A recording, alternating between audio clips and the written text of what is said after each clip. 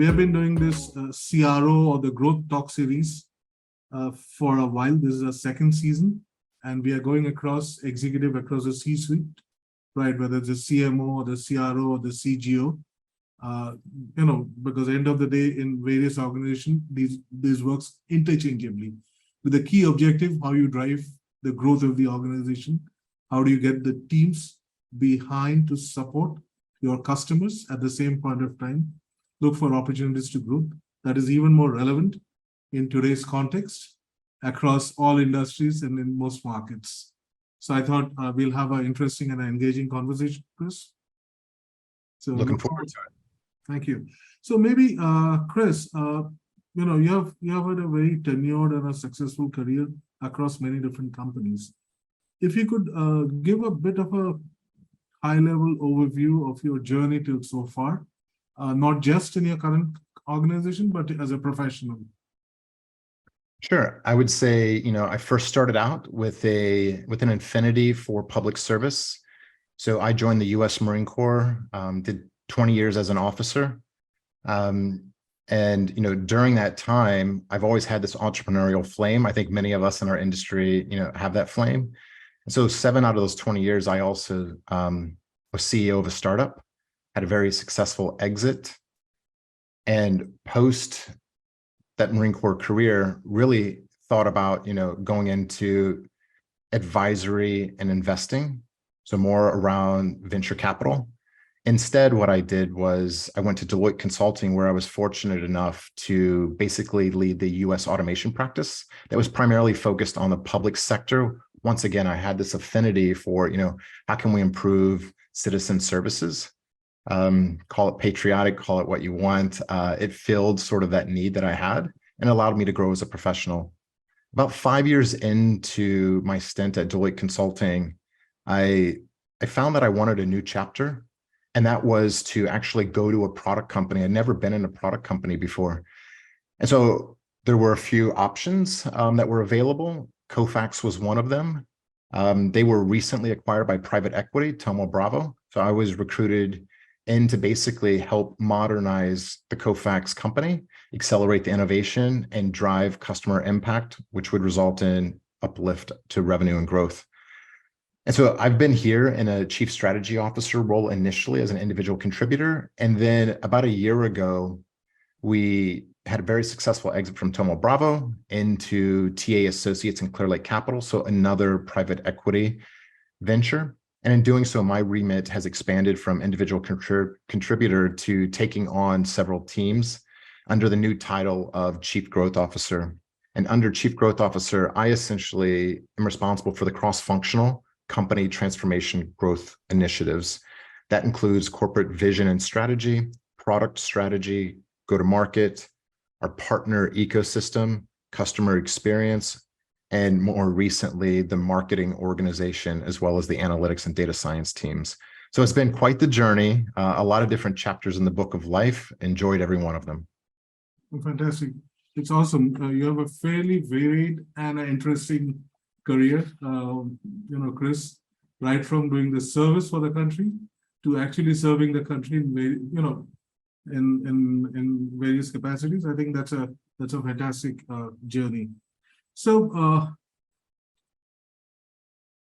I'll possibly come to your more recent role, function. Again, various companies look at growth from various perspectives. Somebody looks from a sales perspective, somebody looks from a sales in terms of getting new customer perspective, somebody looks at growing their customer base. But in your experience, you have done strategy, you've done consulting, now you're doing the CGO role. Ultimate objective is how can you serve your customers better or your customers better and improve the experience. That's how you drive your organizational growth, right? On one hand, it's very simplistic. On the other hand, when you have to take a multifunctional organization towards a single objective, right? It's a lot of work. So how do you go beyond the PowerPoint and the strategy to making it actually work? Yeah, what I love about it is as you go through your chapters of life, you tend to not, discard the previous chapters. Rather, you tend to build on them. And I think that's how, we professionally grow. Um, and so to basically get various functions of a company who typically most would say operate in silos to actually operate as, one, there are a few things that I do. And I learned a lot of this from the first chapter in my book of life. And that was around being a Marine Corps officer. And so what I was taught in order to effectively lead was that you essentially needed to establish commander's intent. And what that means is that you want to ensure that everybody understands the strategy. And once everybody understands the strategy, people feel empowered to make decisions based on understanding that strategy, which means that you do not need to get into their business. You can trust them that they understand the strategy and they will execute their functional responsibilities as best as possible to, at the end of the day, operationalize that strategy. And so I start with ensuring that everyone understands the strategy, whether that is through strong governance at the executive management team level, whether that is through employee quarterly all hands, but I make sure that everybody understands the strategy. The next thing is that I really focus on communicate, collaborate, and move. Don't put yourself on an island. Realize that the customer values a strategic advisor a lot more than a transactional relationship. So bring the full power, knowledge, and value of the company into each deal, and then just move. Focus on being more directionally correct versus precisely wrong. I think I see a lot of mistakes are made when people, move slow because they want to be precisely right. And so I focus on, a leadership philosophy around being directionally correct, not precisely wrong. And I think that's what allows us to move very fast. But then it's about pushing decision-making to the lowest levels. And that's how you move fast. So if they understand the strategy, you are incentivizing the communication, collaboration, and the movement, then I think decision-making at the lowest levels naturally starts to occur. And then the last piece of it is making sure that you hold yourself and others accountable to results. And I think if you take that approach, that's what's worked for me. It's what I learned early in life, and I've been able to refine it on the fringes over time. And so I've deployed that strategy to get a global company moving in the same direction. Very interesting, Chris. And obviously, setting the direction, ensuring that everybody is aligned, understands and aligned to the direction, empowering them at the lowest level, so that they feel the joy of being part of the team, and they're on the ship with you or on the boat with you, and everybody's rowing in the same direction. I think that's in a nutshell your core principle is. But couple of things that gets me going is, number one, given the business environment, you start with a plan and a strategy, an annual operating plan beginning of the year. By the time, hopefully the middle of the year, things starts looking a bit different, right? At a macro level, like a situation like today, or any other time, when things don't go as per plan. So what do you think is the role of a leader to be able to navigate out of the storm? Or, if the storm is brewing, you can see the storm, you have to re-strategize. And how do you then get everybody else to realign on the ship? Yeah, not easily done. I will give you my approach to it. And I'll also give you a recent and relevant example. So I think every company sort of went through this about 3 years ago when COVID set in. Of course. I think, we didn't know that a health crisis was going to be the trigger for, an economic downturn, but it ended up being the case.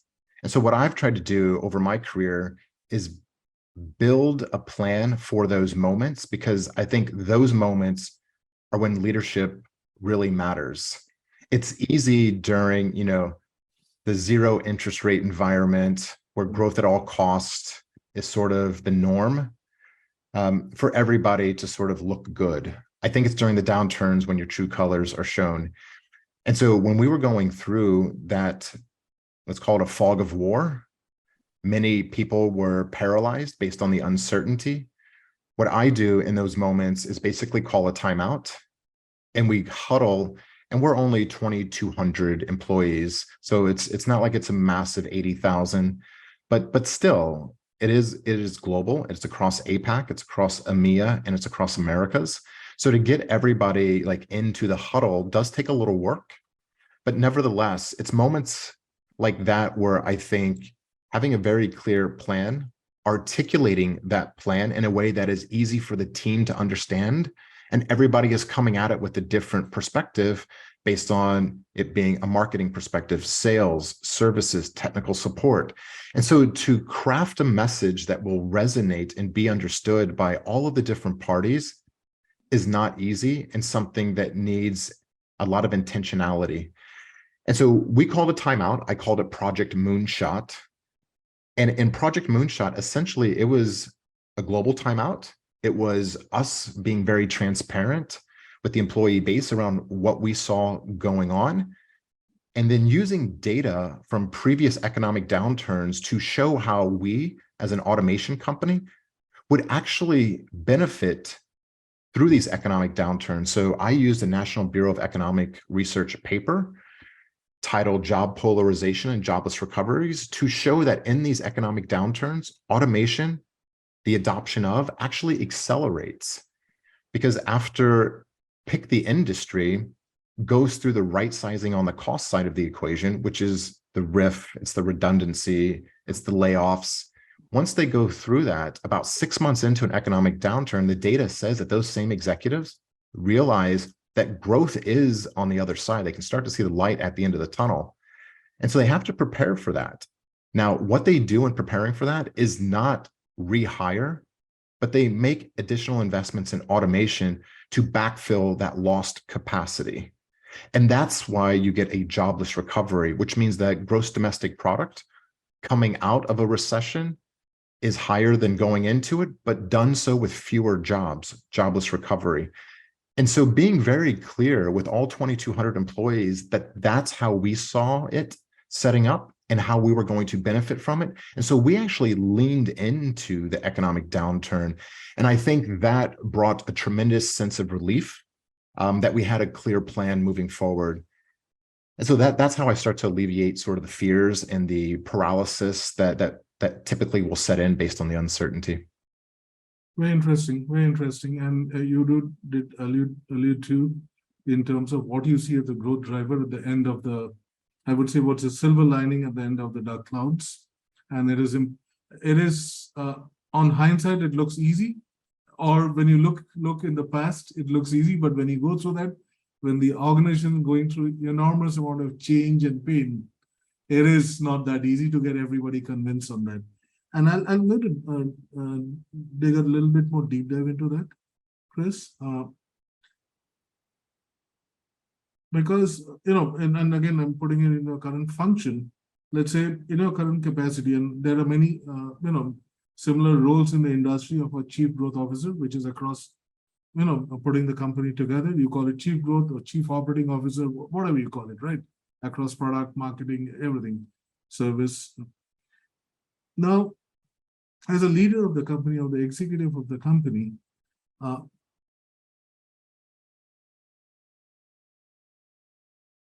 many at times you may feel that this is the right growth lever, but other board members may not,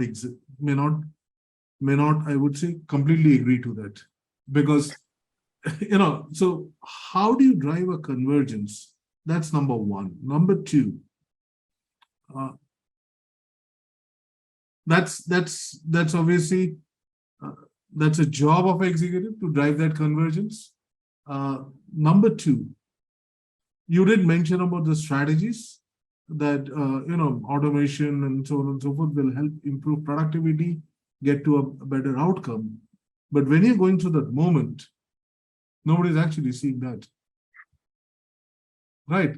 So what are the toolkit you would fall back upon right? I'm not saying there's a playbook, because there's not a playbook, but you got to do a few things, like you said, which has worked for you individually or as a leader in the past. And how do you make that work? Yeah, I wish there was a playbook, Deep. You're absolutely right. There isn't one. It would be great if there was. But nevertheless, I think there are a lot of examples. And I think that's why we read.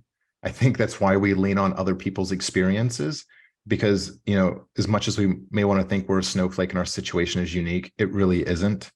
It's been done somewhere before. So the approach I typically take, Deep, is that I take a first principles approach to problem solving, which is just to take a very, very complex situation and sort of break it down. And the way you do that is simply by continuing to ask why, just like our young children, right? Why? And as you continue to ask the whys, I think you begin to get to like the root causes of the issues at hand. And that makes it manageable. And so not over-engineering an approach, I think, is really important. I think, people that tend to over-engineer stuff, I think they over-engineer because they don't see the big picture. That's a Bob Iger special from his latest book, Ride of a Lifetime, which there's just amazing sort of, lessons to be learned and what Bob's been able to do over his career. But there are sort of frameworks and responses that can help accelerate and maybe get you to the 70, 80% answer, which is good enough to share and move forward. And closing that delta, that 20 to 30% delta, I think once you're moving with the team, with your customers, with your partners, it becomes much more clear. And so that's where I would start to say, break these very, very complex situations down using a first principles approach, lean on the experiences of others and yourself, but triangulate on experience, intuition. So what is your gut telling you? And anybody in a chief revenue officer, chief growth officer role, they're probably in that role because they have displayed a great level of intuition, being able to see over the horizon around the corner a little bit better than others. And then data. So experience, intuition, and data are sort of like the trifecta that I bring together to really exploit the first principles approach to problem solving. Yeah, absolutely. And I think you hit the nail on the head. It's data and guts finally what drives the business, right? And that brings me to the next question, logically, is the matrices, right? What matrices? Because most of the time, most of the organizations I've seen, we love looking at lagging indicators, right? But but the key aspect, especially in changing times, especially in today's world, where technology is changing, and obviously in the entire space around automation, intelligence, and things like that, the world has changed in the last 90 days or 120 days, possibly, because of OpenAI and things like that, right? It has been around for a while, but that has changed. Obviously, the overall macro situation is significantly different, right? As you rightly said, from a decade or more than decade and a half of low interest rate to high inflationary kind of pressures, right? And every industry has to relook at their numbers, relook at their growth, relook at their expenses. So in times like this, and now obviously in any space, not just in your space, it's hyper competitive, right? So given all these factors, when you have to look at matrices, what are, let's say specifically in the industry, I'm not talking about specific to your organization, what are the, generally as a leader, as an industry leader and a thought leader, what would be your approach to looking at matrices in terms of leading indicators and driving those, then the behavioral change and things like that, or the strategy?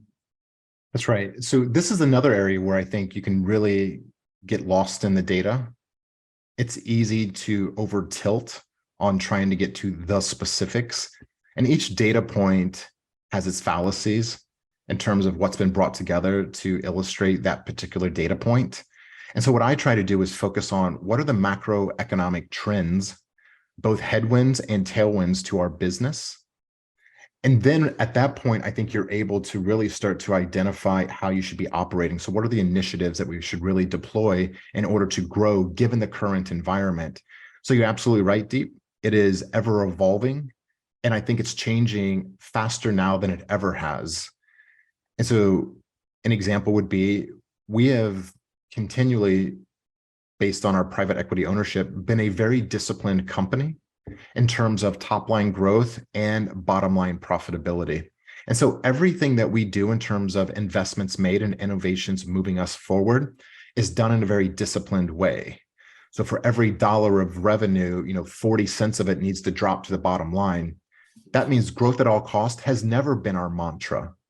And so our customers see us as a very disciplined, strategic advisor that will be there with them through the ups and downs, regardless of where interest rates are setting, regardless of how hot inflation is running.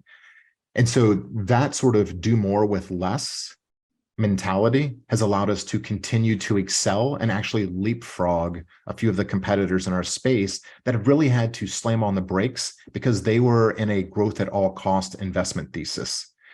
And so it's not over tilting on the metrics in the moment, but taking that longer term view balanced with short term initiatives that allow you to exploit things like the new AI race. I was just having a good conversation this morning on exactly that and what it means to us. I just wrapped up an Australian tour over the last week and a half, and I can tell you every enterprise customer is asking their B2B enterprise software vendors, how are they approaching this?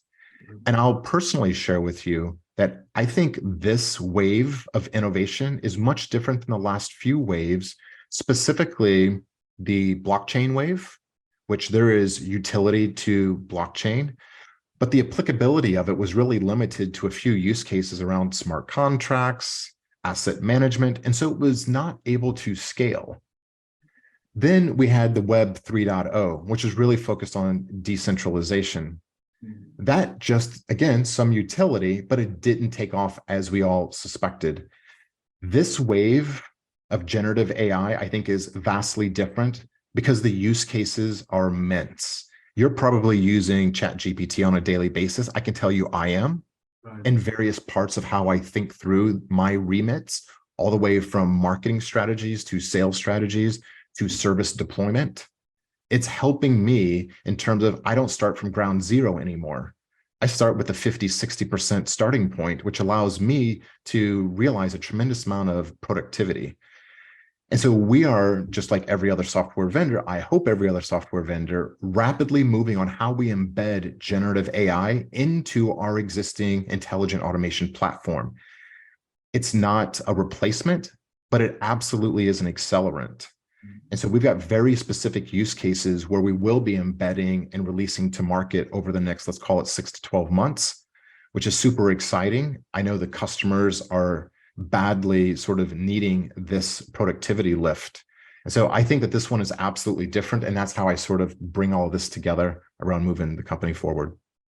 Very, very insightful, Chris, because obviously, I think what my takeaway is try to figure out what's the real stuff from the chaff, from the noise.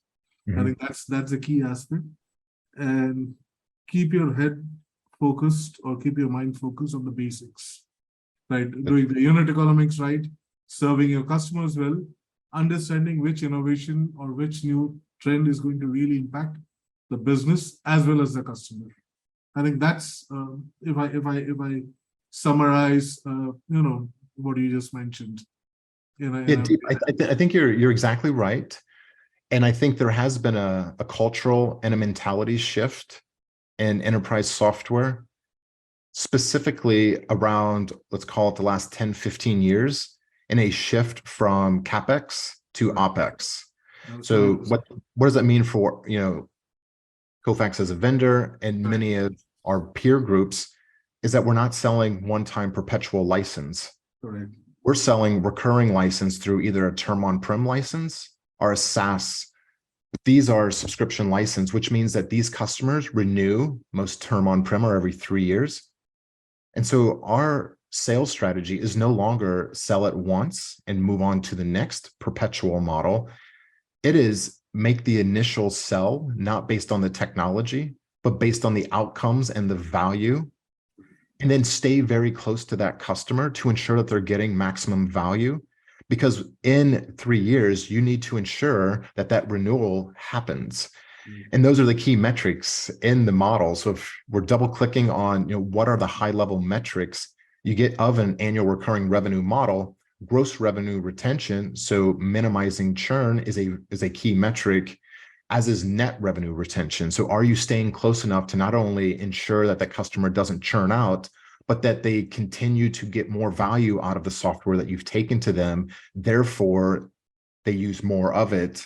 You're able to bring in adjacent solutions to help them continue to get more value, and that's where net revenue retention increases. So those are 3 core high-level metrics. Again, you can double-click on those to get to a lot of the underlying key performance indicators. But if focusing on just those metrics should incentivize the right behaviors. But this has been a cultural shift. Some companies have blazed the path, others have struggled, and I think you clearly see that in financial results. Right. No, I think you have logically taken to the next level. I would have asked you that question because I've seen many organizations move from the on-prem one-time license sell to a continuous engagement. And it is a completely different economics. The SaaS economics is completely different. You look at not just your CAC, you look at your cost of customer acquisition, you look at your LTV, your CAC to lifetime value. And the way to build lifetime value is not just to sell more, but to serve your existing customer. To, as you rightly said, is to have the NRR rates, the net retention revenue, and ensure that they not only use the software, they adopt, so that they not just renew, they're able to use the functionality, build their innovations internally, and do more with, even the customers are looking to do more with less. How do you enable that is a key aspect. And maybe you can share a little bit of the journey, because I've seen many organizations struggle to make that shift, primarily because they're used to more of a hunting mentality, because this requires about hunting and farming, right? And also customer success needs to be looked in a completely different parameter. It is not just customer success, it's also account management. How do you improve your yield per customer? How do you ensure the customer, not just measure the NPS, but truly look at the adoption, right? Because it's a lot of change management for companies which are moving from one-time license sale or one-time engagement to a continuous engagement. So how culturally, how you're managing that? What's been your experience and how you're tooling it? A few things. So there's a lot in that question. I would start with first, making sure that you understand your global market. So again, we're in all 3 major regions. We have to scale our business globally. And so it's essential that we understand the local markets, culture, and languages within those regions. Second is building a strong team. I think, the foundation of any successful business, particularly true when scaling globally, is investing in recruiting and training the top talent. I think it was David Sachs, former COO of PayPal and currently the CEO of Craft Ventures, venture capital firm, who famously said, A players recruit A players, B players recruit C players. And so finding at the very top of your senior leadership team A players and making them feel comfortable, empowering them to be part of the go forward team is really critical, because A players attract A players. And so I think building a strong team starts with ensuring that you're recruiting the A players at the top, because the rest will sort of fill in. I think then, as you Deep said, focusing on the customer success. So prioritizing, customer success by delivering, and it sounds so basic, and it really, really is, which is why I hate to over-engineer anything, but delivering high quality products and your services, providing exceptional customer support.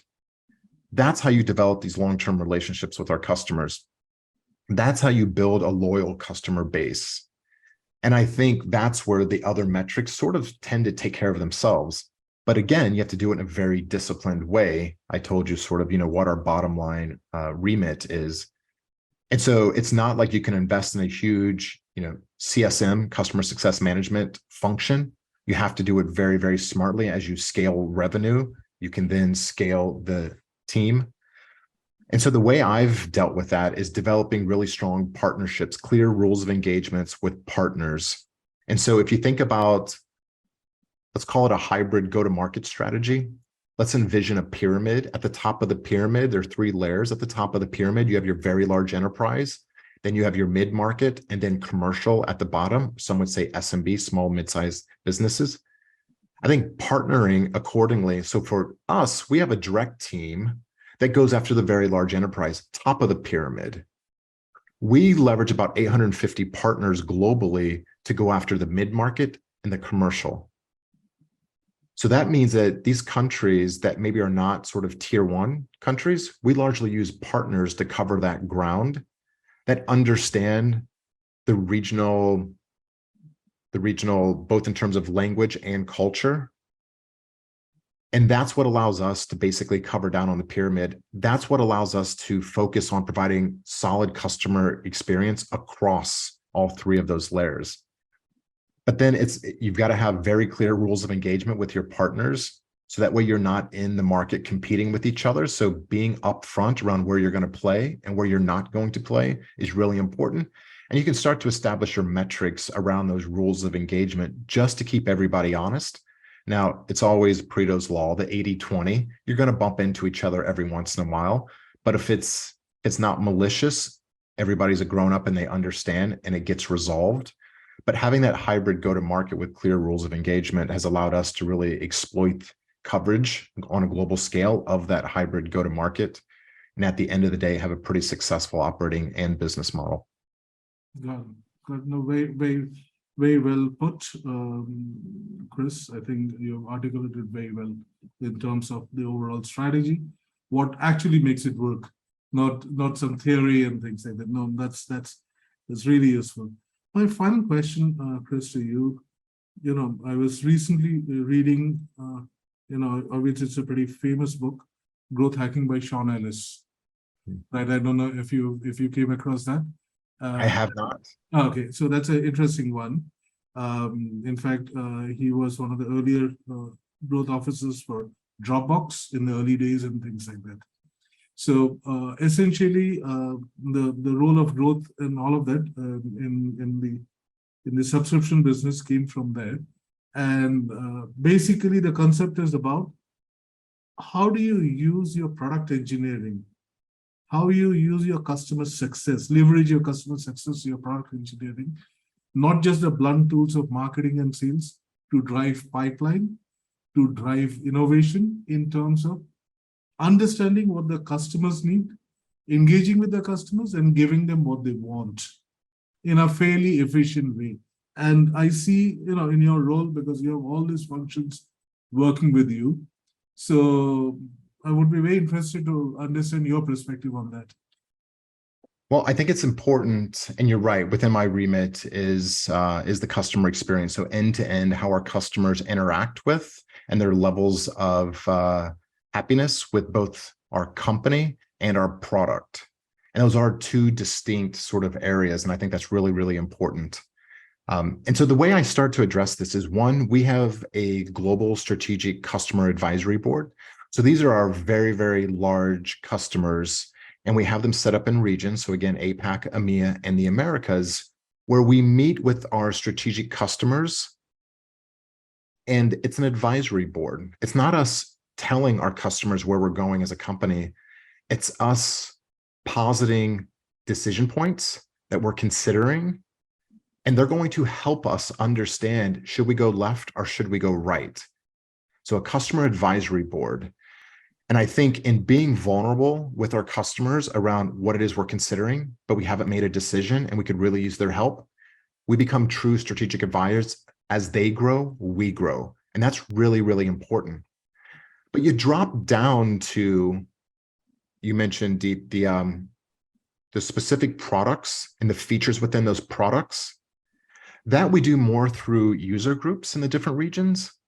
This is handled on more of a field level. And this is where our product engineering is brought in. So at the strategic advisory board, that is not product engineering. That's more the growth strategy and marketing function, ensuring that we're engaging appropriately and listening to our customers to make decisions that are transformational for our company. But as a product, and we have a portfolio of about 25 plus products. So you can imagine it gets a little complicated, but with our key products, we do have user groups, and in those user groups, product engineering is part of that. And so they're able to hear very, very clearly what is working and what isn't working within the product for our customers. And then part of my remit is owning product strategy. I do not own product engineering. That's our chief product officer. But the way our chief product officer and the way I work together is I create the overarching product strategy.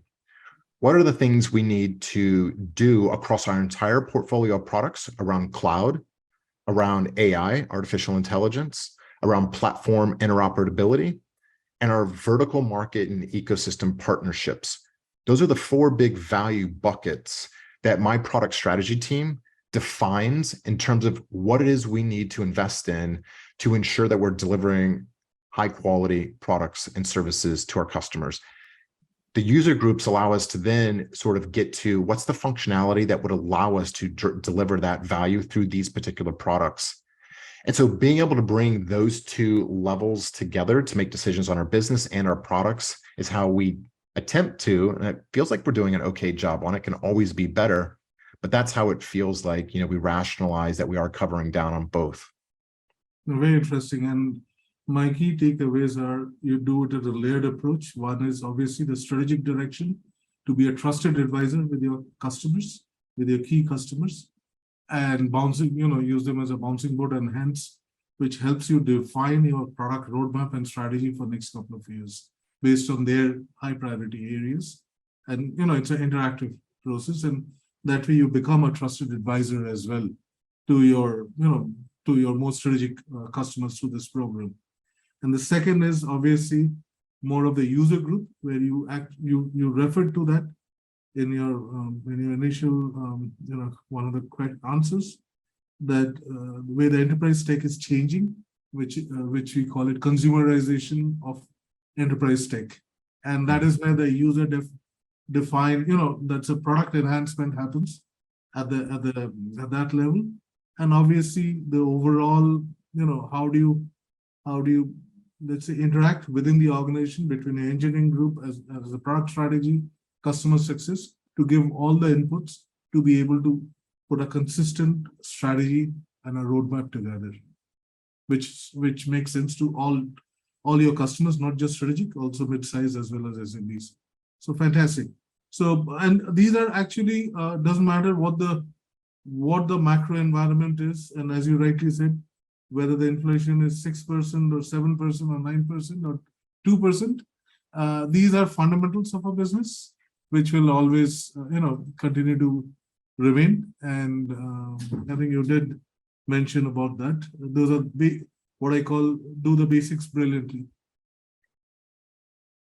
Continue. Thank you very much, Chris. Really appreciate and enjoyed our conversation. Deep, same thing. I think this was great. So appreciate you having me on.